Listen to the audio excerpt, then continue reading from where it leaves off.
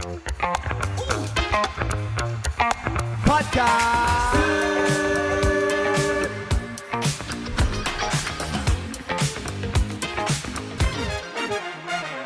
So cakap pasal gula, ada juga setengah yang gantikan gula dengan apa Artificial tu? sweetener. Yes, benda tu. Ada Pemanis tiruan. artificial sweetener. Oh. Contoh macam stevia.